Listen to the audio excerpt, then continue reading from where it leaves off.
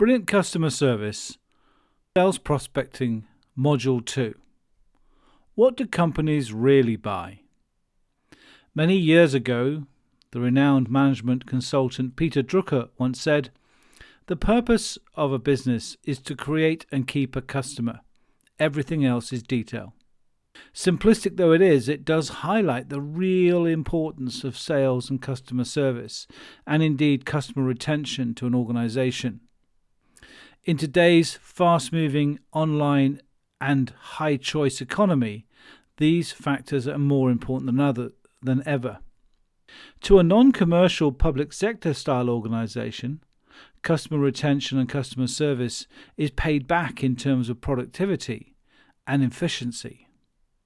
But let's look at what customers really buy when they invest in training or development for their staff.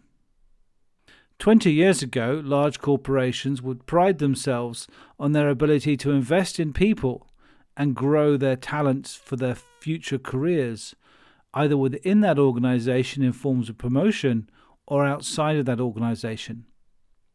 These organizations formed the majority of banks, large corporations, manufacturers, and other big companies who could afford such luxuries.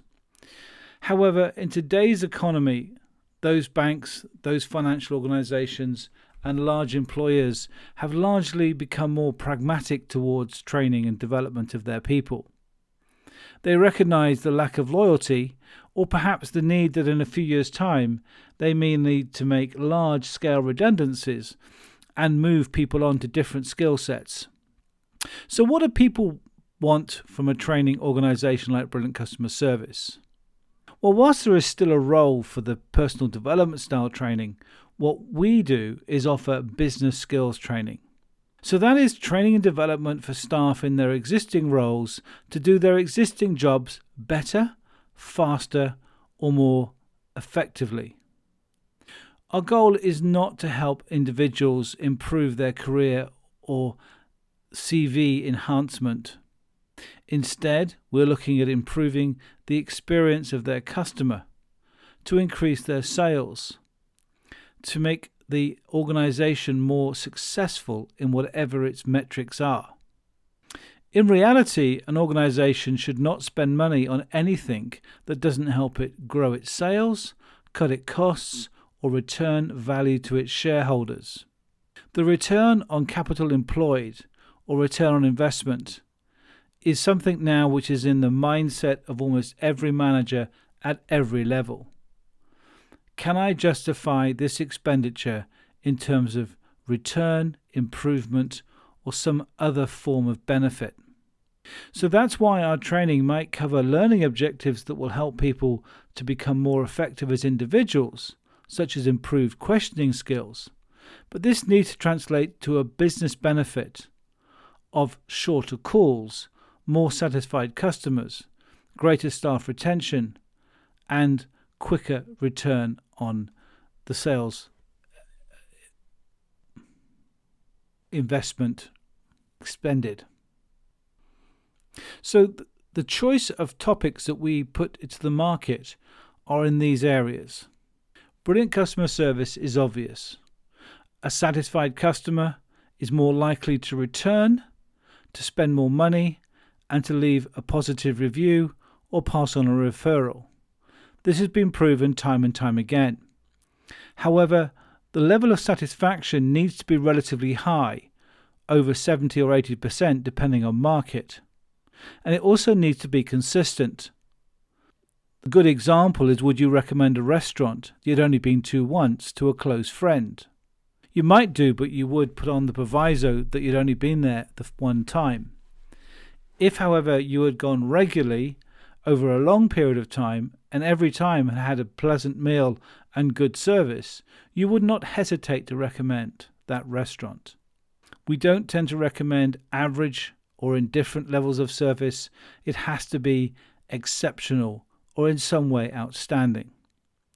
So this is a goal of every organization that has service as part of its customer experience or sales proposition, which is nearly every business on the planet.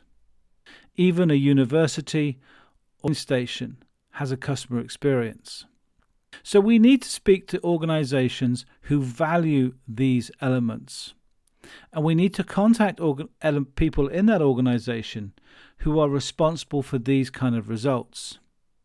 Now, this becomes a challenge because they don't often associate, or rather don't always associate, training and business skills improvement with solving their customer service, sales, or productivity problems. They may look to hire different people or invest in software, systems, or some form of change in the business.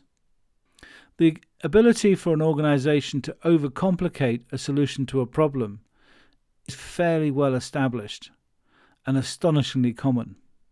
In many cases, the solution to so many customer service poor performance areas are simple and easy to solve if only they could see the wood from the trees, which is where we come in. In developing a customer-focused organization, which is the kind of companies we want to deal with, a relentless pursuit of customer service excellence is essential, together with the ability to simplify systems, have high standards of procedures and systems, and make sure that everybody is skilled to deliver the customer service experience that will give them an edge over their competitors or allow them to do good work productively. So in approaching these types of organizations, it is useful to recognize, as you'll see in future modules, we may have to deal with multiple contacts. The problem owners, such as the customer service manager, head of customer support, sales manager, and so on, will have to liaise with the training manager or HR department to arrange any training or personal development. Sometimes these issues are so important to an organization they demand or get the attention of the chief executive or senior members of a board. Many times I have been brought into an organization by the chief executive who has found out almost by accident how poor their customer service or how low their organization is thought of by their customers. So these problems are great, and we like these because they give us an opportunity to prove what we can do in terms of improvements. So to summarize this section, what we need to talk about is the business benefits of our training, coaching, and consulting, and have a twin-track approach of informing and working with training managers to make them aware of what we offer so that when they are contacted by their internal stakeholders, they have a solution waiting.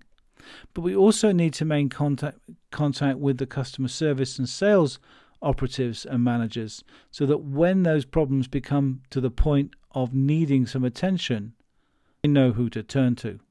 Brilliant customer service. The name Brilliant Customer Service, by the way, is largely seen as the highest accolade an individual or an organization can receive from a customer. There isn't much more above brilliant when it comes to comments on a customer survey form. And it's that brilliance that will allow them to generate referrals, reviews, and repeat business. So in beginning your prospecting journey, filter out organizations that do not value customer service or do not have a desire to grow their sales organically through good quality service and skills. When you're targeting individuals in these organizations, the training manager or customer service manager are definitely good places to start.